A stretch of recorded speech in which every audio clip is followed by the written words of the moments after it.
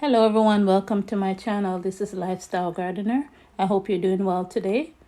Today I am going to be making some soup starters. I'm going to be using these soup starters to make stews or to make pies, mainly to make pies. So stay tuned and I show you some of the process that I take to make it. I take out some chicken bones that I saved in the freezer the other day and I use it to make a broth with it. I put a few vegetables in the broth, nothing too much, nothing too fancy. And I made the broth with it.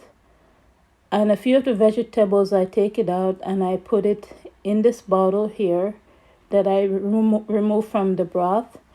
And then I'm blending it up with the hand blender to give the soup a little bit color and to not throw away the vegetables to waste it. So that's what I'm doing here. So afterwards, I take the broth with the vegetable and I pour it back in with the rest of the broth.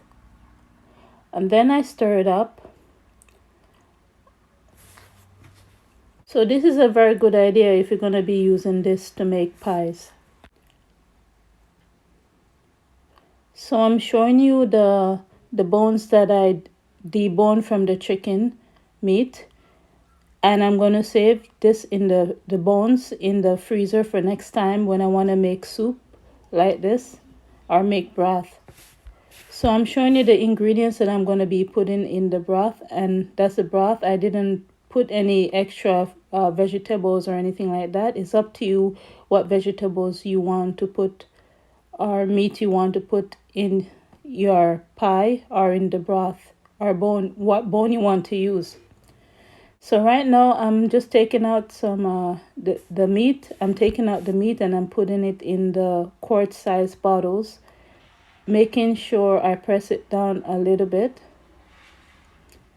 If you want to put celery or corn in your soup starter, it's really up to you.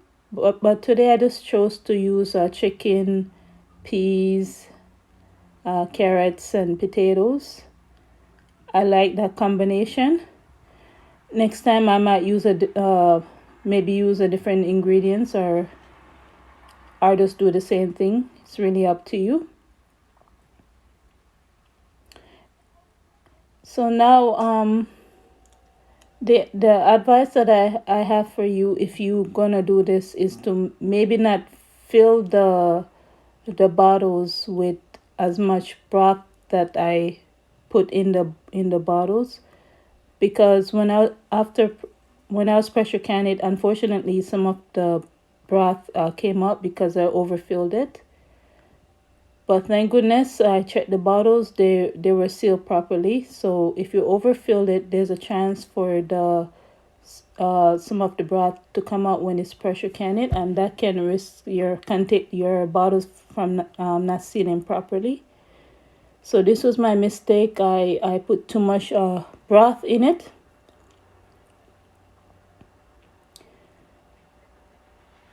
So what I like about this process is that anytime I want, I can make as much pie as I want, and it cut down my time.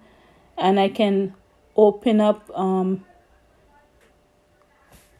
any one of these bottles combination to make different amount of stew or different amount of pie.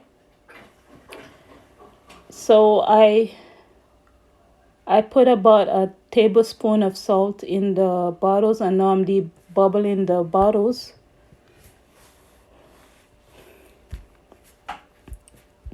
To make sure there's no air pocket inside.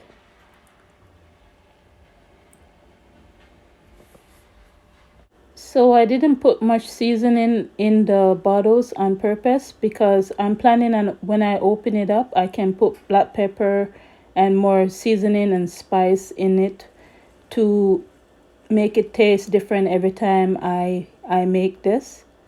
So I only put the salt. It would still taste good with just the salt alone with the broth, because in the broth I put garlic and onions and some carrots and some other things in the broth. So the broth does have some flavor on its own.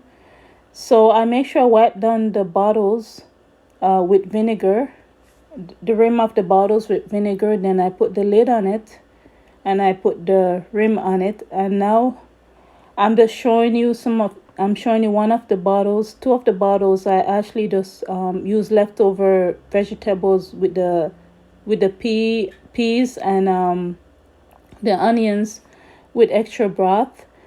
It's good to have that, so I can maybe just use it alone to make some sort of soup, or I can mix it with the any one of the bottles and expand it to make a bigger portion, and I can switch it around. And so make sure if you're going to be making pies or stew to use some sort of thickener like cornstarch or flour, or you can make anything I want with it.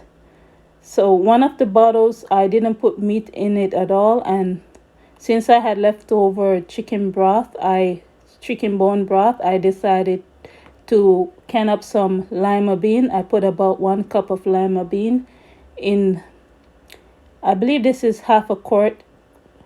I think it's half a quart bottle. These bottles are, and that alone is more flavoring. You know, you have an idea of what you can do with lima beans, but I'm thinking if I wanted to, I can just I can also mix the lima bean also in pies or in stews, or just make it on its own. Think on its own too would taste good. So this gives me the option of doing that. So this is a good way to make beans and to get it more in your diet, because sometimes you could be lazy to make beans that often. But if you make it while you're making other ingredients, if you know the time is the same, you can do this and you cut down time in the long run. So now I'm just showing you the pressure canner. I decided to use the American canner because it's the biggest canner I have and it can hold a lot more bottles in it. So I sprinkle some vinegar inside the canner, and that metal dish container that you saw me had, I fill it about two bowls of that in the canner, and now I'm putting the bottles inside the pressure canner. I'm gonna process them for 90 minutes. At my latitude, I have to use a 10-pound weight. So that's what I'm going to do.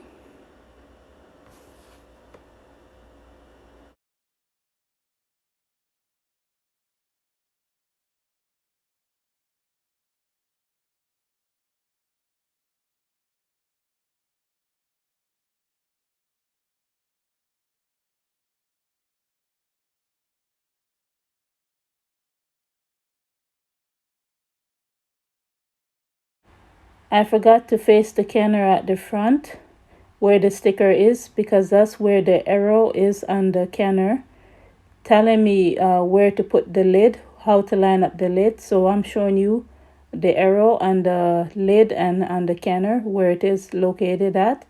That way it'd be more easier to close the canner and to line it up. So it's a guideline. So now I'm closing up the canner with the knobs all around.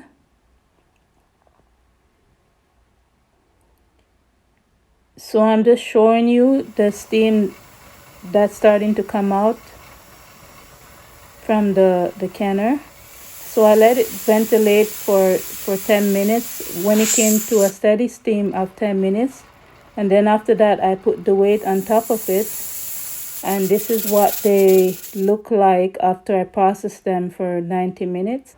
So don't overfill the ones with the vegetables and the meat, otherwise you'll spill out in the canner. It was nice talking with you guys. Please like and share. Have a good day. Bye.